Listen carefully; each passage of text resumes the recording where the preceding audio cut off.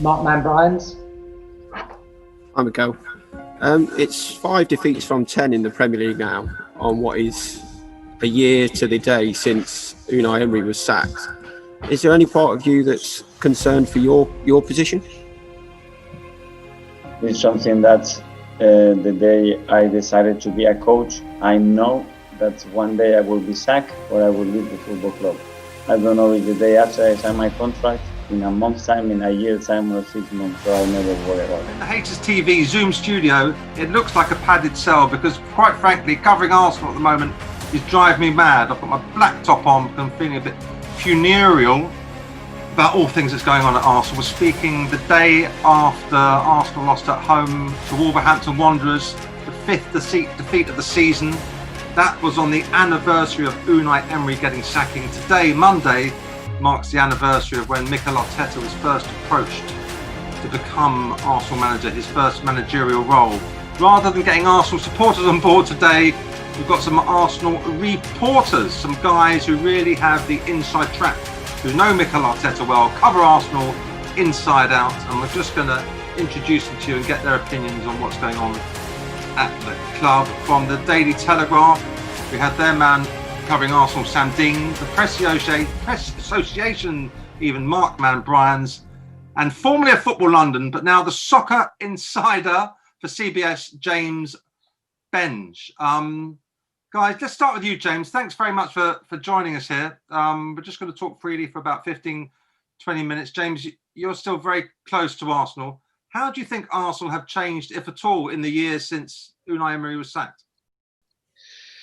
I mean, it's so difficult to keep track of all the changes and where they fit into the different managers, because it's been we're still in this period of huge instability. The last of the triumvirate that was supposed to lead the club above the coach left in Raul Sanllehi.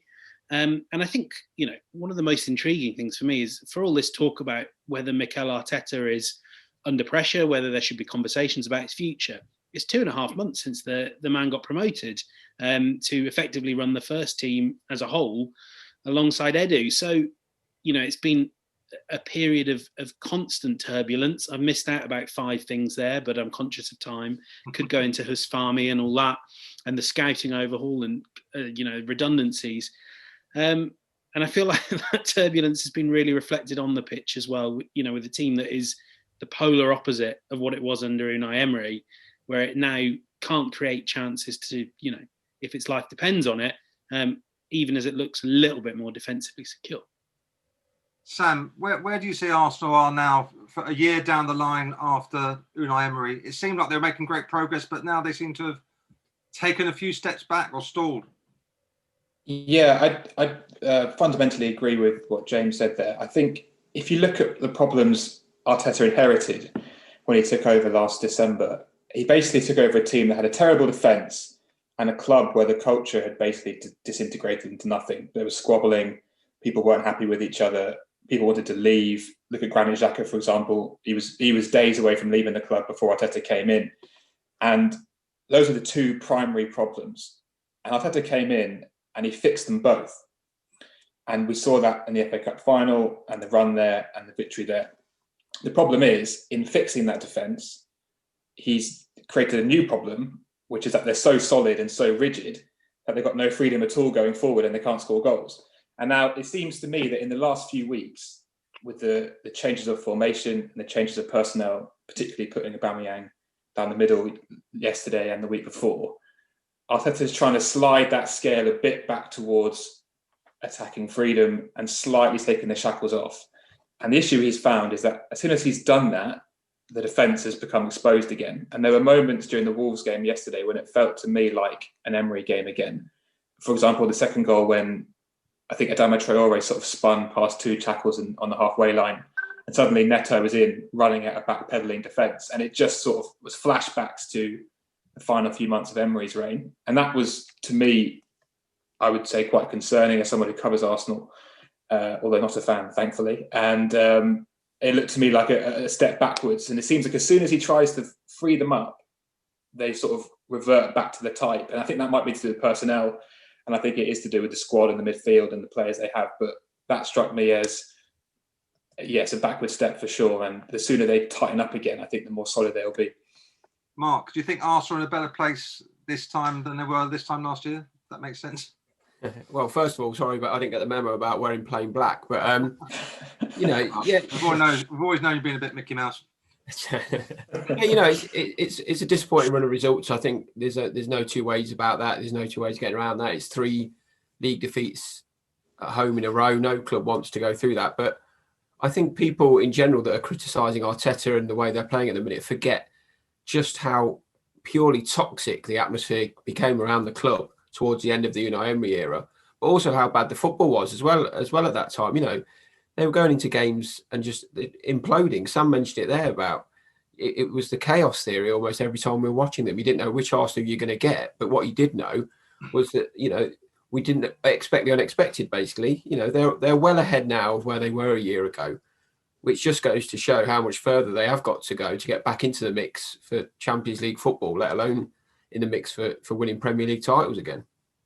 Well, you say that. When I got home from the stadium last night and logged on here to the Haters TV YouTube channel to see what people were saying about the match and the press conference, a lot of them were saying, Arteta out, sack him, he's a fraud, he doesn't know what he's doing.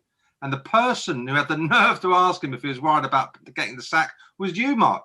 What forced you or prompted you to say, Mikel, are you worried about getting the sack?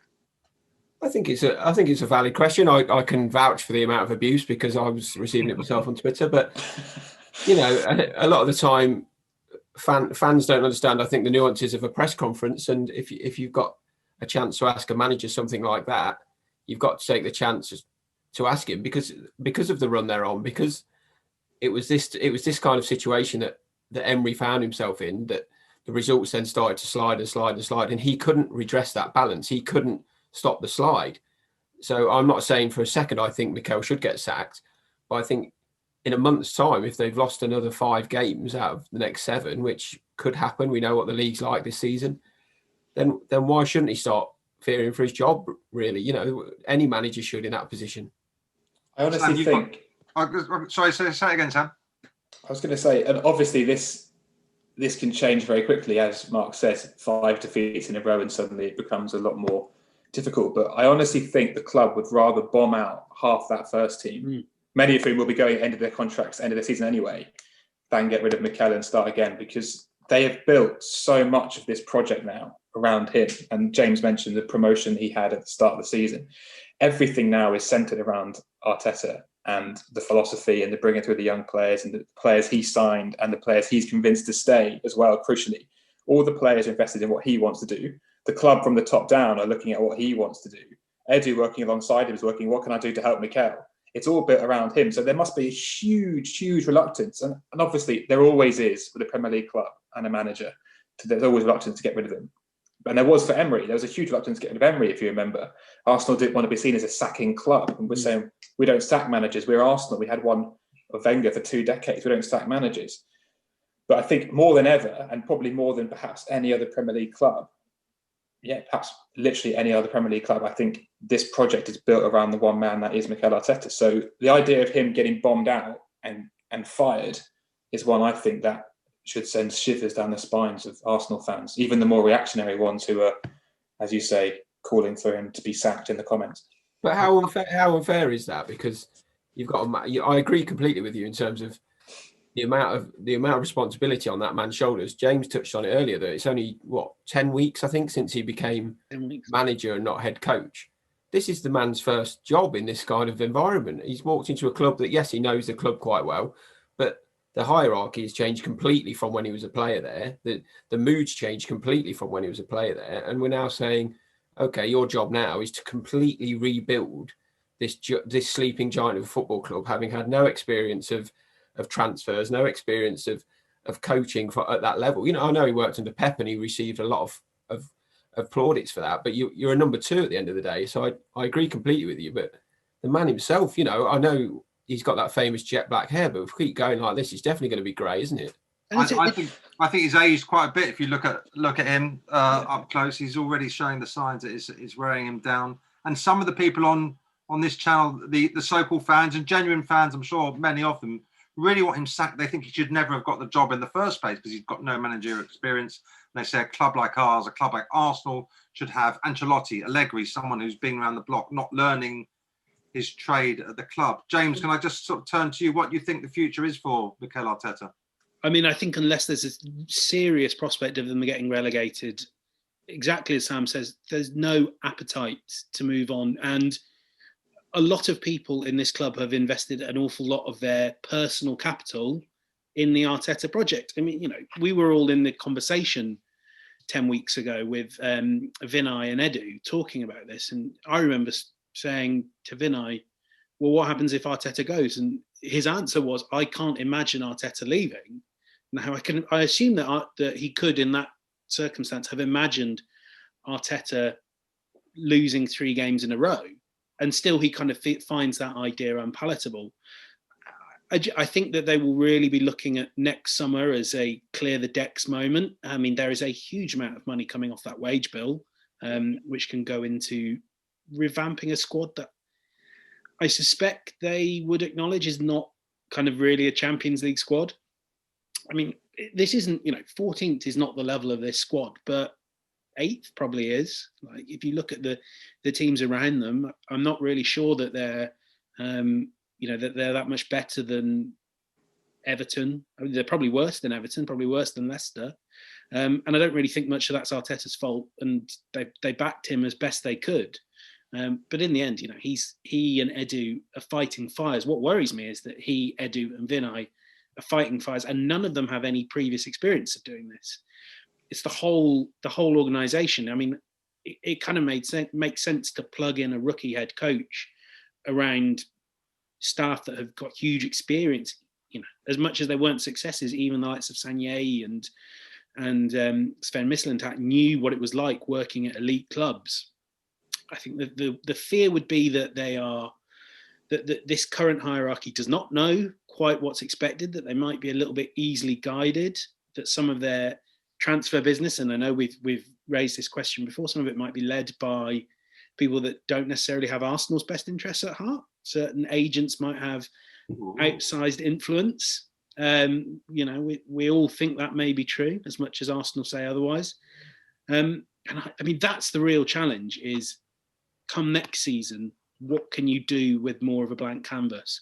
And really, Arsenal just have to get to next season with their finances intact, with the good players that they want to build around still there, Saka's, Gabriel's, I don't really know how many others there are, Leno.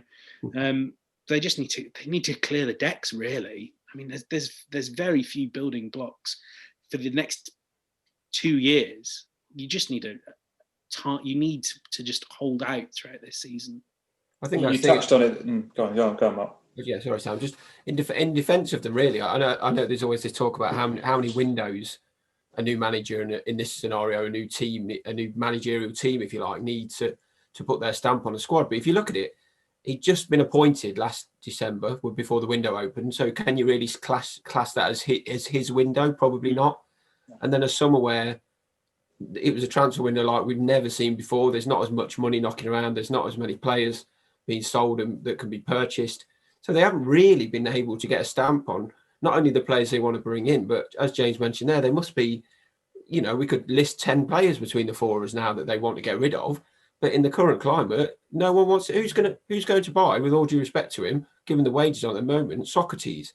He's an aging defender. He's on a massive contract. Same with Kolasinac. No one wants to touch these players unless they loan them, in which case you're not solving a problem, you're just delaying it for a year. So in that regard, how unlucky is Mikel Arteta? Funnily enough, Nick, I know the question you posed was what's changed in a year. And I was talking to Sam this morning about this for a piece I was writing, and we were trying to pull out the positives and what's got worse. And the only thing we could come up with that was worse was they're not scoring as many goals, and Arteta's had some really bad luck. And sometimes that's all it takes. I think also fundamentally, with the point on the squad, and James touched on this as well, that squad has been built by about 4 or 5 different people. There's about 7 or 8 players there who are signed by Wenger. Then you've got a handful who came in under Mislintat. Then you've got the Edu signings and the Arteta signings in this summer. You've got the Raul signings as well. And you even had a few that Emery played a big part in bringing it into the club. this has not been a squad that's been cohesively put together over the last few years. And you look at a club like Liverpool, for example, where they have had a cohesive plan over multiple seasons, and you can see how a system gets built and a philosophy comes together. Arteta's currently putting all these pieces together, despite them not being cohesive and they're not being naturally inclined to gel. So it's a very hard task to say, oh, one window or two windows will do it, because actually you need to ship out about half this current squad and bring another half in. But where's the money going to come from? Okay, thanks for all that. I'm just going to conclude this little Arsenal chat by not looking too far ahead, but just to Sunday, the North London derby. This time next week, next Monday, I've agreed, reluctantly or wisely, I don't know which, to go on a Tottenham podcast to discuss the match. James, what do you think I'll be talking about this time on next week after Arsenal have been to the new Tottenham Stadium? I mean, maybe this is just my pessimism, but I think you won't be able to talk. You may be hunched in a corner, looking remarkably depressed. I mean, that Tottenham team's not perfect, but it's hard to see however many Arsenal defenders Arteta puts out, they're going to have a huge challenge against a front three of Son, Kane, and other whoever it might be. Equally, I think you can look at Tottenham as proof that this can turn around quite quickly, and it can quite suddenly just click. Because even early this season, we were saying, has Mourinho been found out? And now we're talking about him as a potential title winner. Obviously, the title window's passed for Arsenal, but it doesn't take much to change for it to click quite quickly. But I think it's going to be another morale sapping defeat, I'm afraid, for Arsenal. Okay, well, that's really cheered me up, James. Cheers. Mark, are you covering the match on Sunday? I'm not actually, but if you ask me what you'll be doing next Monday, you'll definitely be wearing that colour, I think. I just think James touched on it there. Arteta, I think, will go quite defensive. He seems to go that way against the top teams now. I know he got the win at Old Trafford on the day, which was a very poor United team. I think the issue they've got is, even if they keep Tottenham out at one end, they're going to struggle like hell to score at the other. So, yeah, would you as an Arsenal fan be happy if you were sitting next Monday and you draw 0-0 at Spurs? I think you probably should be, to be honest. Always take a draw in the North London derby. It just keeps the whole area calm and quiet and peaceful, and a draw is often as best you can hope for. What's your prediction for the weekend, Sam? I think, as Mark says, he'll go defensive, and I think Arsenal have looked at their best in the last few months when they have gone through it back and soaked up pressure and tried to hit them on the break. The issue is, will Spurs be naive enough to allow themselves to be hit on the break by Aubameyang? And I think that's probably unlikely. So I can envisage a sort of very dour and negative match from both sides, with Spurs probably nicking it from a set piece, as they did the last time these two teams met. Well, yeah, remember it well. Well, okay, guys, thanks very much for your time. I think we'll wrap it up there, because we don't want to make the Arsenal fans tuning in too miserable. I only wear this black top because it's slimming, actually. But I'm going to put all links to these guys' Twitter handles and where you can see them in the description below afterwards. I'll be in the comments answering your questions and points, or the Arteta out, the Arteta in, the process and whatever it is. So if you want to follow these guys on Twitter and give them some more abuse, especially Mark, then you're welcome to do it. It's a free world, free country, comment is free. Thanks very much, and thanks for joining me, guys.